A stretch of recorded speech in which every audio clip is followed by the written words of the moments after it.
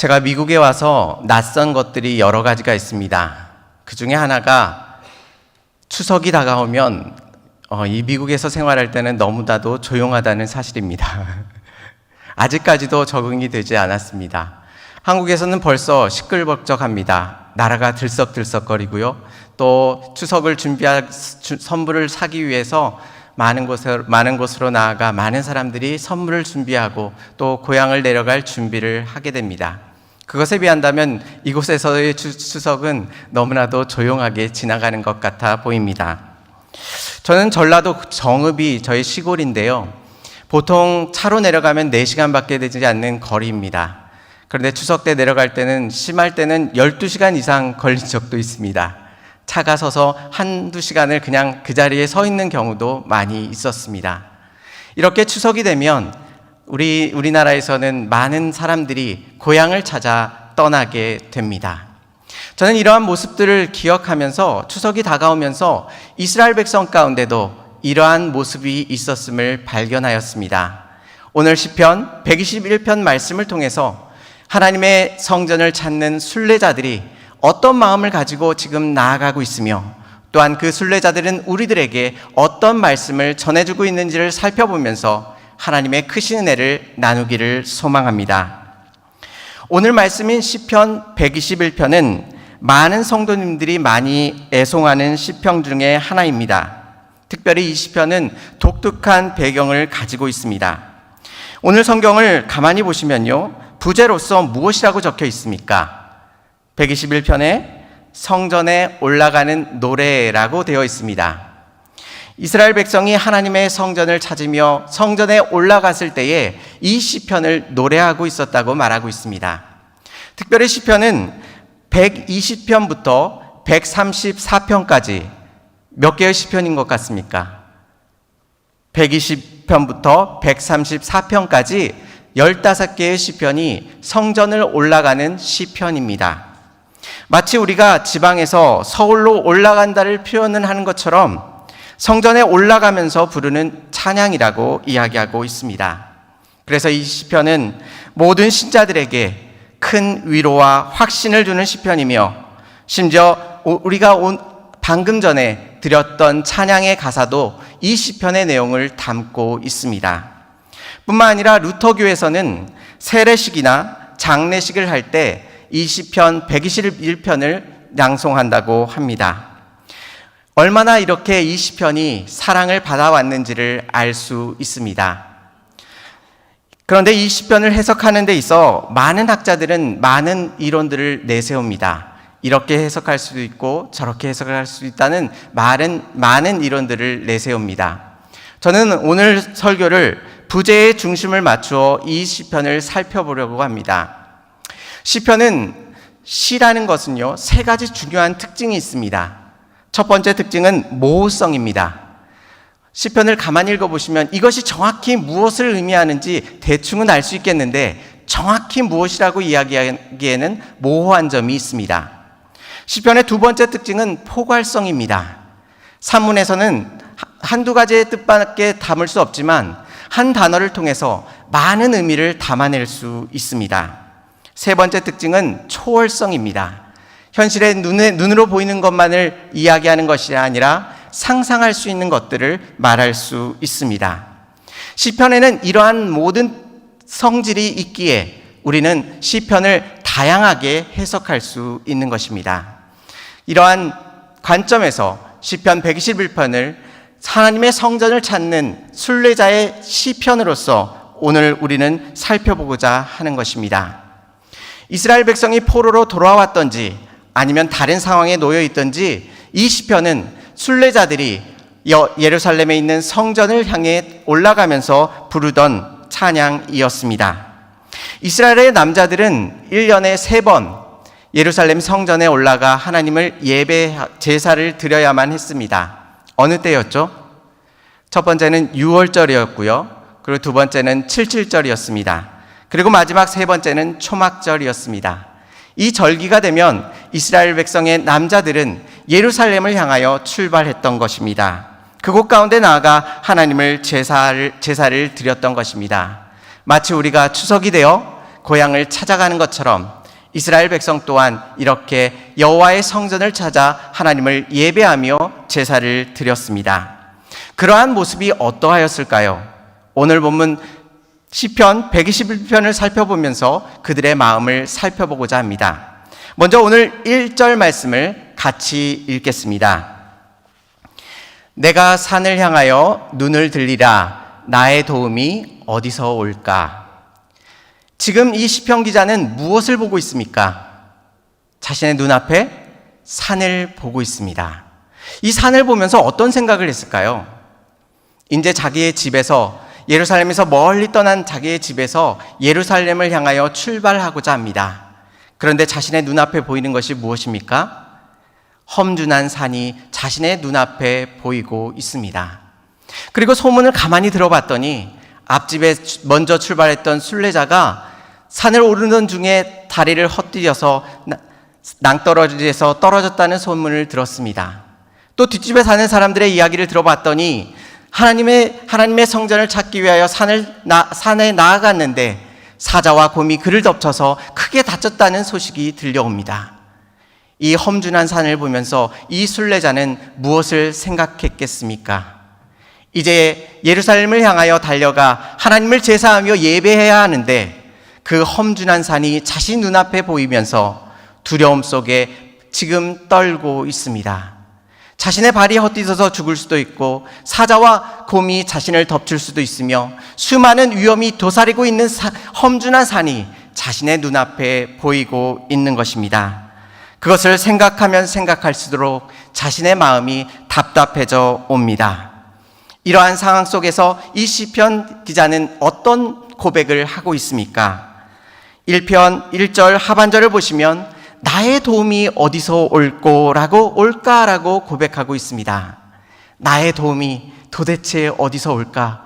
저 험준한 삶을 건너고 또한 하나님의 성전에 나아가야 하는데 이 나를 도와줄 사람이 누가 있을까라고 탄식하며 지금 고백하고 있습니다. 우리에게도 이러한 인생의 고난과 환난이 찾아올 때가 있습니다. 신앙생활을 하다 보면 다 같이 하나님을 열심히 믿으며 하나님만을 온전히 쫓아 나아가는 것 같아 보입니다. 그런데 우리의 신앙이 결정적으로 갈라지는 순간이 있습니다. 어느 순간인가요? 우리가 감당할 수 없는 큰 시험이 찾아왔을 때 우리의 신앙의 본질이 드러납니다. 하나님을 진정으로 바라보며 의지하였는지 아니면 세상 가운데 입술로만 하나님을 찬양하고 하나님을 예배하였는지가 그 고난과 환난 속에 우리의 진정한 신앙의 모습이 드러나게 되는 것입니다. 이 시편의 순례자도 이 험준한 산을 보면서 그 믿음이 흔들리고 있는 자신의 모습을 발견하게 됩니다. 험준한 산을 보면서 두려움에 떨며 답답해하고 있는 이 시편의 기자의 모습을 살펴볼 수 있습니다. 이렇게 가슴이 답답해져서 더 이상 말을 꺼내지도 못하고 한숨 짓고 있을 그 순간에 갑자기 이 시편 기자는 환하게 미소를 짓습니다. 하나님께서 그에게 그의 인생의 답을 허락해 주셨기 때문입니다. 그 시편 기자가 깨달은 것은 무엇일까요? 2절 말씀에 이렇게 말씀하십니다. 나의 도움은 천지를 지으신 여호와에게서로다 라고 고백하고 있습니다. 처음에 산을 보면서 무엇을 생각했습니까? 이 산이 나를 집어삼킬 것 같아 보이고 이 내 인생을 짓밟을 것 같아 보이는데 찬찬히 다시 한번 산을 바라보았더니 그 산을 지으신 분이 하나님이신 것을 깨닫게 된 것입니다. 자신의 고난과 아픔 속에서 그 모든 것들이 나의 삶을 짓눌러서 힘들고 아프게 할 것 같아 보이는데 그 모든 것들을 주시고 허락하신 분이 하나님이심을 깨닫게 된 것입니다. 더 이상 그 험준한 산을 바라보면서 두려워하지 않아도 되는 이유는 그 산을 허락하신 분이, 만드신 분이 하나님이심을 깨닫게 된 것입니다. 여러분, 오늘 저녁에 나오면서 어떤 기도 제목을 갖고 계십니까? 자녀의 기도 제목을 갖고 계십니까? 자녀 때문에 속상해하고 마음이 무너집니다. 그런데 자녀를 주신 분이 누구십니까? 많은 불임을 하는, 자녀를 낳지 못하는 사람들을 찾아가 보시기 바랍니다. 아무리 노력을 해도 자녀를 가질 수 없습니다. 하나님께서 허락해 주셔야만 자녀를 가질 수 있습니다. 자녀를 통해서 아무리 심한 고통과 어려움을 당한다 할지라도 자녀를 주신 분이 누구십니까? 하나님이 아니시겠습니까? 나의 마음을 속썩이는 배우자가 있습니다. 세상 사람들은 배우자를 아무리 찾아도 찾지 못하는 사람이 있습니다. 그런데 우리에게 배우자를 허락해 주셨습니다. 그 배우자를 맺게 하시고 또한 같이 살아가게 하신 분이 누구십니까? 하나님 아니시겠습니까? 우리의 삶의 고통과 어려움 속에서 그 고난을 꿰뚫어 보시기 바랍니다. 그 고난을 다스리시고 역사하시며 그 모든 것들을 주관하시는 분이 하나님이심을 깨닫게 되는 것입니다. 그런데 이러한 사실을 시편 기자만 깨달은 것이 아니었습니다. 많은 고난을 당했던 성경 인물이 누가 있죠? 바로 욥이 있습니다. 욥은 그 욥기의 수많은 장을 통해서 하나님 왜 내게 이렇게 큰 심한 고난을 주십니까? 이 고난의 의미를 설명해 주십시오라고 끊임없이 하나님을 향하여 부르짖습니다. 하나님 왜 내가 이 고난을 당해야 합니까? 라고 부르짖습니다. 하나님께서도 답답해 하셨을 것입니다. 그래서 내가 왜 고난을 당하는지 하나님께서도 말씀해 주고 싶으셨을 것입니다. 그런데 드디어 욥기 38장에서 하나님께서 욥을 만나십니다. 그런데도 놀라운 것은 무엇인지 아십니까? 하나님께서 욥이 물은 그 질문에 대하여 한마디도 대답하지 않으십니다. 하나님께서 욥에게 무엇이라고 말씀하실까요? 욥기 38장 4절 말씀에 이렇게 말씀하십니다. 우리 다 같이 읽겠습니다. 내가 땅에 기초를 놓을 때에 내가 어디 있었느냐? 내가 깨달아 알거든 말할지니라 말씀하십니다. 무엇을 말씀하시죠? 고난의 의미를 묻는 욥에게 무엇을 말씀하십니까? 땅에 기초가 놓였을 때에 내가 어디 있었느냐 물으십니다. 창조하시는 그 모든 것들이 하나님의 권능과 능력 가운데 있었는데 너는 도대체 그 가운데 어디 있었냐 물으십니다. 뿐만 아니라 8절 말씀에서는 바다가 그 모태에서 터져 나올 때에 문으로 그것을 가둔 자가 누구냐 말씀하십니다. 바다가 터져 나올 때에 그 경계를 만드신 분이 누구시냐 묻습니다. 18절 말씀에는 땅의 너비를 내가 측량할 수 있느냐 물으십니다. 25절 말씀에는 누가 홍수를 위하여 물길을 터주었으며 우레와 번개의 길을 내주었느냐 말씀하십니다. 홍수의 물길을 터주시며 우레와 번개의 길을 만드셨다 말씀하십니다. 33절 말씀에는 내가 하늘의 궤도를 아느냐 하늘로 하여금 그 법칙을 땅에 베풀게 하겠느냐라고 말씀하십니다.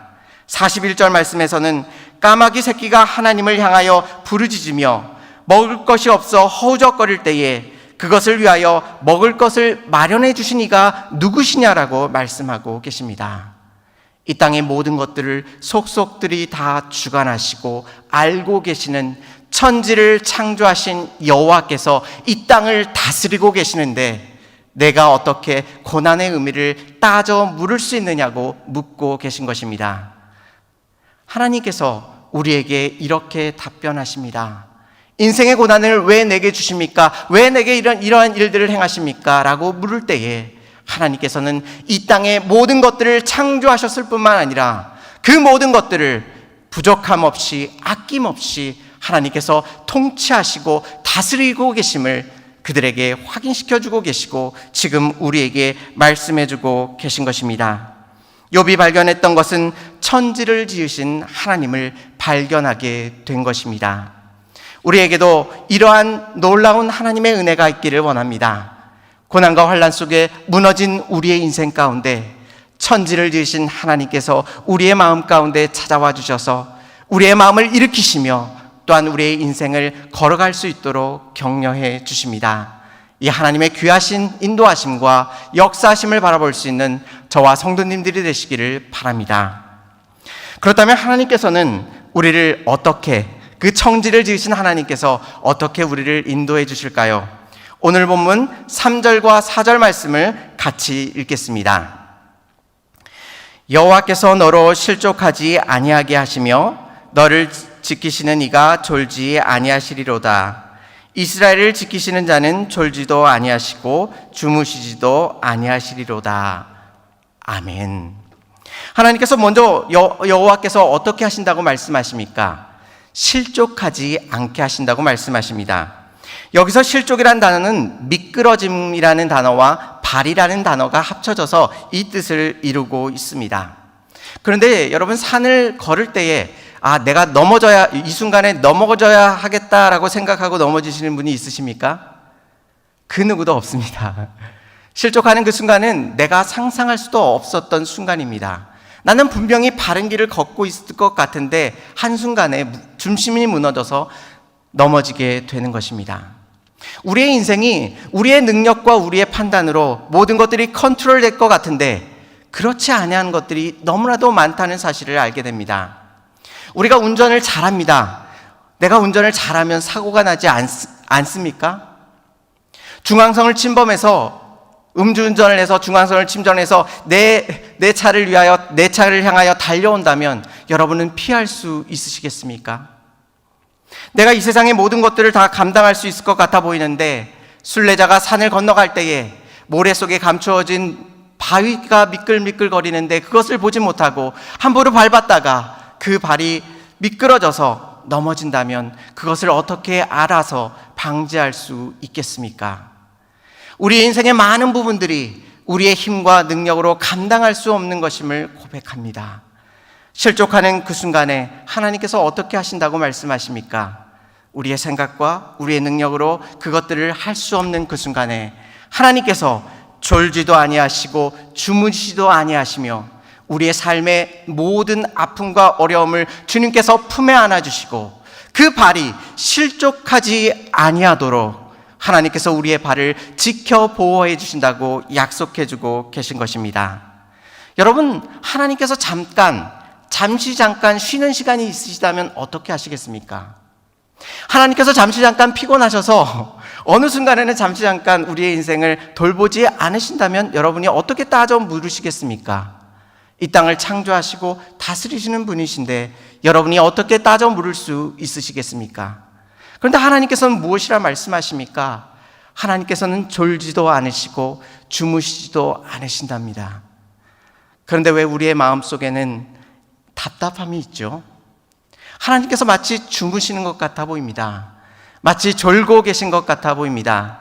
내 인생을 돌보시고 내 인생을 주목하시고 내 인생의 아름다운 것들로 채우시기를 원하시는 것 같아 보이는데 어느 순간에는 내 인생을 더 이상 보지 아니하시고 슬픔과 아픔 속에 그냥 방치해 두고 계신 것처럼 그렇게 섭섭한 마음이 우리의 마음 가운데 찾아올 때도 있습니다.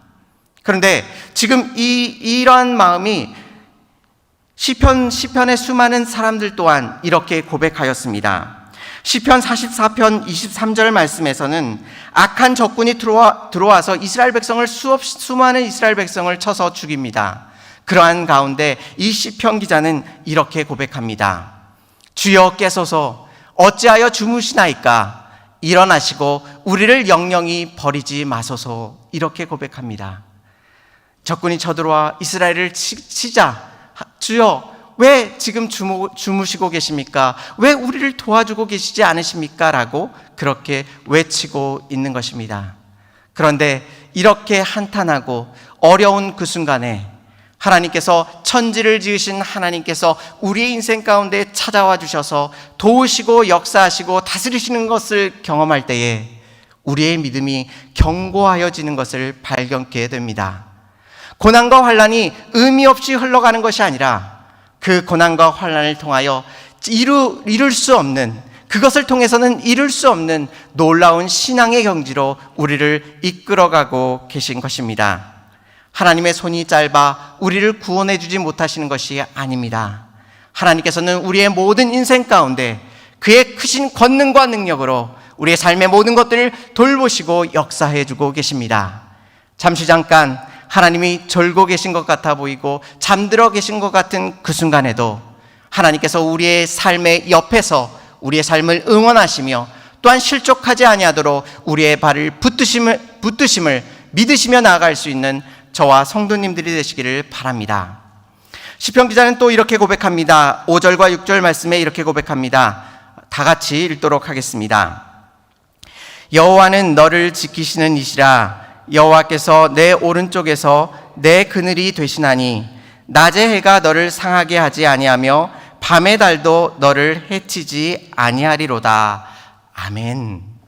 여호와는 너를 지키시는 이시라고 말씀하십니다. 여호와 하나님은 우리의 인생을 지키시는 분이십니다. 그런데 하나님께서 무엇으로부터 지키신다고 말씀하십니까? 낮의 해가 우리를 상하게 하지 아니하며 밤의 달도 너를 해치지 않게 하실 것이라 말씀하십니다. 하나님께서 친히 우리의 그늘이 되신다고 말씀하십니다. 제가 미국에 와서 데스밸리를 간 적이 있습니다. 저는 그냥 만만하게 여겼습니다. 근데 데스밸리를 갔더니 사막이 너무나도 뜨거운 겁니다. 제가 생각한 것보다도 그 이상으로 숨쉬기조차 힘든 겁니다. 그래서 가서 구경할 때 잠깐 내렸다가 너무 힘들어서 금방 차로 돌아와서 에어컨을 가장 강하게 틀었던 기억이 납니다. 그런데 사막을 걸어보신 적이 있으십니까? 사막을 걷는 방법이 무엇인지 아십니까? 새벽 3시나 2시나 3시쯤에 정말 칠흑 같은 어둠 속에 사막을 걸어갑니다. 걸어가다가 해가 떠오르기 시작하는 순간 더 이상 걷는 것을 멈추어야만 합니다. 그리고 그늘을 찾아 그곳 가운데 머물러야만 합니다. 계속 걸어가면 그 생명이 위험합니다. 예전에 한국의 TV 프로그램에서 연예인들이 사막을 횡단하는 프로그램이 있었습니다. 그런데 낮이 되면 영락없이 그들은 더 이상 걸어가는 것을 포기합니다. 그리고 어디서든지 그 그늘이 있는 곳을 찾아 그곳 가운데 그냥 주저앉아 있는 것이 최선의 방법이었습니다. 마찬가지로 하나님께서 어떻게 하신다고 말씀하십니까? 낮의 해가 우리의 생명을 사할 수 있습니다. 상하게 할 수 있습니다. 앗아갈 수 있습니다. 그 순간에 하나님께서 어떻게 하신다 말씀하십니까? 우리의 그늘이 되어주신다 말씀하십니다. 우리가 어느 곳에 와야만 그늘을 찾을 수 있는 것이 아니라 우리의 인생 속에서 하나님 내가 힘들어 아파 괴로워하고 있습니다 하는 그 순간에 그 자리에 여호와 하나님께서 찾아와 주셔서 그 자리 가운데 그늘을 허락해 주신다고 말씀하고 계신 것입니다. 하나님께서는 우리를 지키시는 이십니다. 우리의 삶의 모든 것들을 주관하시고 역사하시는 분이십니다. 여러분 믿으십니까? 저는 신학을 시작하면서 설교하는 순간을 기대하면서 많은 상상을 한 적이 있습니다. 그 중에 하나가 제가 설교를 이렇게 열심히 하면 나이가 많으신 권사님들이나 집사님들은 좀 잘 못 알아들으실 것이라고 생각했습니다. 죄송합니다. 그렇게 생각했었습니다. 그리고 젊은 사람들은 스마트하기 때문에 딱 듣는 순간 머리가 좋아서 딱딱딱 이해할 수 있을 것이라고 생각했습니다. 그래서 그런 마음을 가지고 강단에 올라서 설교를 시작했습니다. 그러면서 느낀 것이 있습니다. 청년들에게 설교를 했더니 청년들이 초롱초롱한 눈으로 설교를 경청하는 것이 아니라 반쯤 멍한 표정을 지으면서 못 알아듣는 표정을 하고 있는 것입니다. 깜짝 놀랐습니다. 그런데 정말 어렵다고 생각하는 설교들이 있습니다. 설교 중에서도 이것은 정말 어려운 설교인데 라는 것들이 있습니다. 그런데 놀랍게도 나이 많으신 권사님들과 집사님들이 그 설교를 다 이해하는 것입니다. 어떻게 아느냐고요? 이 앞에 서서 이렇게 보면요, 이분이 설교를 듣고 있는지 안 듣고 있는지 대충 알게 됩니다. 이렇게 보면요, 빨리 집에 가서 우리 강아지에게 밥을 줘야 되지라고 생각하시는 분이 있는가 하면 그런 것들이 이렇게 다 보입니다. 이분은 제 설교를 좋아하지 않는구나 라는 것도 보이고, 이분은 정말 은혜를 받고 있구나 하는 것들이 보입니다. 그런데 놀라운 것은 스마트한 청년들이 더 잘 알아들을 것이라 생각했는데 오히려 나이가 지긋하신 권사님들이나 집사님들이 설교를 더 잘 알아들으시고 은혜를 받으신다는 사실입니다. 저는 왜 그럴까를 고민했습니다. 그런데 왜 그럴까요? 그것은 인생의 큰 산을 여러 개를 넘어봤기 때문입니다. 그래서 여러 산에 나의 도움이 어디서 올까? 천지를 지으신 여호와께서로다라는 말씀을 들었을 때 그렇지. 내가 실족할 그때에 하나님께서 졸지도 아니하시고 주무시지도 아니하시고 내 발을 붙들어 주셨지라는 것을 인생을 통하여 알고 계신 것입니다. 삶을 통하여 하나님께서 붙드시고 역사하심을 알고 깨달아 알아 그 말씀이 진정으로 그 마음으로 받아들이고 계시는 것입니다. 그런데 청년들은 아직 그 하나님의 놀라우신 것들을 깊이 체험하지 못하며 주님 앞에 나아가지 못하였기 때문에 머리로서는 그것을 다 이해해낼 수 없는 것입니다. 이처럼 고난과 환난은 우리의 삶 속에서 하나님을 바라보며 의지하며 온전히 하나님 앞에 나아갈 수 있도록 우리를 하나님께로 인도해주고 계십니다. 예전에 제가 사역하던 교회에서 한 달에 한 번씩 성도님들을 모시고 기도원을 가는 일이 있었습니다. 그래서 한국에서는 교회 차로서 스타렉스를 많이 사용합니다. 12인승 차인데요. 그래서 가득 이렇게 모든 분들이 다 타시면 12분이 타시는데요. 12분을 다 태우고서 제가 기도원을 갔었습니다. 그런데 평일날 오전에 가서 오후 늦게 오는 그런 일정이어서 보통은 나이가 많으신 권사님들이 대부분 타십니다. 그래서 막 좀 나들이 가는 기분도 있어서 권사님들이 너무 기분 좋게 이런저런 얘기를 하시면서 웃으시면서 그렇게 가고 있었습니다. 그런데 제 운전석 뒷자리 바로 뒤에 앉으셨던 권사님의 핸드폰이 막 울리기 시작했습니다. 막 울리기 시작하시는데 딱 받으시더니 갑자기 울먹거리시면서 통화를 하시기 시작하시는 겁니다. 순간 차에 있던 모든 분들이 다 조용하면서 그 권사님을 주목하기 시작했습니다. 전화를 한 사람이 누구냐면 그분의 아드님이었습니다. 아드님이 큰 사업을 하고 있었습니다. 큰 큰 기업에 이렇게 식료품을, 야채나 뭐 이런 것들을 제공하는 그런 사업을 하고 계셨는데요. 사업이 좀 잘 돼서 크게 사업을 확장했습니다. 그러면서 뭐 사채도 끌어다 쓰고 여러 가지 이렇게 빚을 많이 주셨는데요. 갑자기 사업이 힘들어지게 된 겁니다. 그러면서 이 회사가 부도가 나게 되었고 또한 많은 빚쟁이들이 쫓아와서 이분을 위협하면서 생명의 위협을 느끼게 될 만큼 힘든 상황 가운데 놓였고 결국은 이분은 어머니에게도 전화를 함부로 하지 못하고 전국을 돌아다니면서 도망치고 있는 상황이었습니다. 그러한 상황 속에서 어머니에게 전화를 한 것입니다. 그래서 한동안 이 권사님이 눈물을 흘리면서 이 아들과 통화를 했습니다. 내 아들 잘 있니? 밥은 잘 먹고 있니? 라고 하시면서 엉엉 우시면서 통화를 하고 계셨습니다. 그렇게 몇 분을 통화를 하신 후에 그래 잘 지내? 라고 하고 전화를 끊으셨습니다. 순간 차는 조용해졌고요. 그 권사님의 울음소리밖에 들리지 않았습니다. 한동안 가는 가운데 다른 한 권사님이 밖을 보시면서 우리 전에 어디 갔었는데 참 좋았지? 라고 혼잣말을 하셨습니다. 그런데 이 울고 계시던 권사님이 갑자기 환하게 웃으시더니 그때 너무 재밌었다고 너무 재밌어서 너무 신났었고 너무나 좋았었다고 웃으시는 겁니다. 근데 저는 그 순간 너무 깜짝 놀랐습니다. 갑자기 펑펑 우시던 권사님이 갑자기 환하게 웃으시는 겁니다.